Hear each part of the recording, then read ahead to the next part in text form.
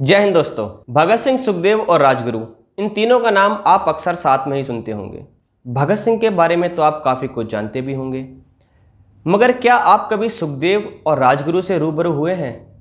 आज की इस वीडियो में मैं आपको रूबरू कराने वाला हूं सुखदेव थापर से।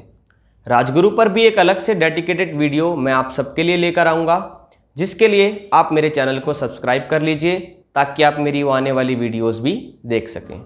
तो चलिए शुरू से शुरुआत करते हैं। सुखदेव थापर पंजाबी हिंदू कम्युनिटी से बिलोंग करते थे। वो खत्री समाज से आते थे। उनका जन्म लुधियाना, पंजाब में हुआ। उनके पिता रामलाल थापर और उनकी माता का नाम रल्ली देवी था। उनके पिता की मृत्यु हो जाने के बाद सुखदेव थापर का लालन पोषण उनके अंकल अचिंतराम ने किया।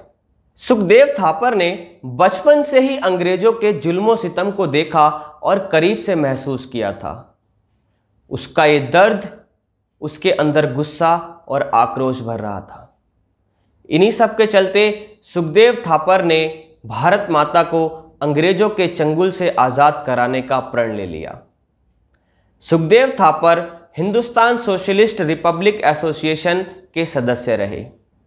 उन्होंने पंजाब में अपने क्रांतिकारी संगठन को बढ़ावा दिया और उसके चीफ भी रहे। सुखदेव थापर देश के अलग अलग कोनों में जाते और अपने भाषणों के जरिए देश के युवाओं को आज़ादी की इस लड़ाई में अपने साथ लाने का प्रयत्न करते। सुखदेव थापर ने नेशनल कॉलेज इन लाहौर में जाकर युवाओं को भारत के गौरवशाली इतिहास के बारे में बताया, जिससे वहां के युवा आज़ादी की इस लड़ाई में साथ जुड़ने के लिए प्रेरित हुए। 1929 की वो प्रिजन हंगर स्ट्राइक, जिसमें भारत के न जाने कितने ही युवा क्रांतिकारियों ने भूख हड़ताल की शुरुआत की, जिसके चलते 63 दिन के बाद हमारे एक युवा क्रांतिकारी जतिंदर नाथ दास ने अपने प्राणों की आहुति दे दी। उन पर मैंने एक वीडियो भी बनाया है, जो आप जाकर के मेरे चैनल पर देख सकते हैं। उसका लिंक मैं आपको डिस्क्रिप्शन में दे दूंगा। उस भूख हड़ताल के जरिए हमारे युवा क्रांतिकारियों ने अंग्रेज सरकार की रातों की नींद उड़ा दी। अंग्रेजी हुकूमत ने बहुत सारी कोशिशें की और जबरन हमारे क्रांतिकारियों को खाना खिलाकर उनकी भूख हड़ताल तोड़ने की भी कोशिश की। सुखदेव थापर भी इसी भूख हड़ताल में शामिल थे। न जाने कितने ही ऐसे क्रांतिकारी कारनामों में सुखदेव थापर ने हिस्सा लिया।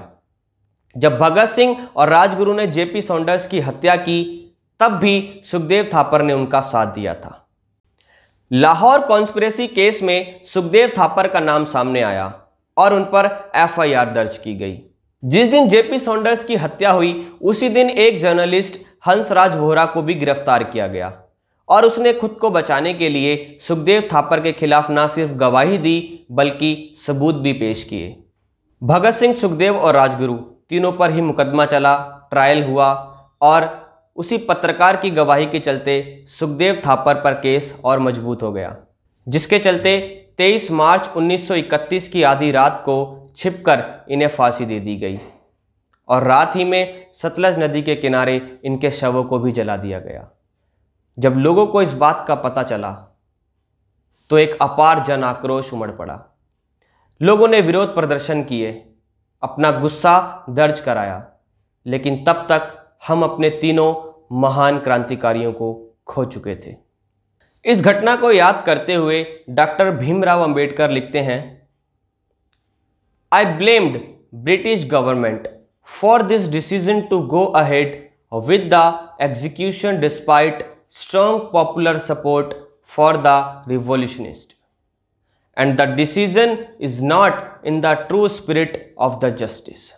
जिस जगह पर इन तीनों के शवों का दाह संस्कार किया गया, उस जगह पर नेशनल मार्टियर्स मेमोरियल की स्थापना की गई और हर साल 23 मार्च 1931 को शहीद दिवस के रूप में भी हम मनाते हैं।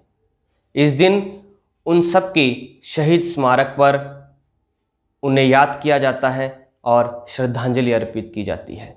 इसके अलावा दिल्ली यूनिवर्सिटी में एक कॉलेज का नाम भी शहीद सुखदेव थापर के नाम पर रखा गया, शहीद Sukhdev college of business studies. इसके अलावा लुधियाना में उनके जन्म स्थान पर उन्हीं के नाम पर एक बस टर्मिनल भी बनाया गया, अमर शहीद सुखदेव इंटरस्टेट बस टर्मिनल। अगर आप सुखदेव थापर के बारे में और जानने की जिज्ञासा रखते हैं तो संदीप हुंडल की लिखी हुई किताब Sukhdev an immortal martyr of India को पढ़ सकते हैं। इसके अलावा सरकारों ने सुखदेव थापर के लिए क्या किया क्या नहीं किया उस बहस में ना जाते हुए समाज ने सुखदेव थापर को कितना याद रखा, उनके मूल्यों, उनके आदर्शों और उनके बलिदानों को कितना समेट कर रखा। कितने माता पिताओं ने अपने बच्चों को इन शहीद क्रांतिकारियों की कहानी को सुनाया, ये सब हमें खुद तय करना है। इसी तरीके के वीडियोस को आगे भी मेरे चैनल पर देखते रहिए और मेरे चैनल को सब्सक्राइब कीजिए। जय हिंद।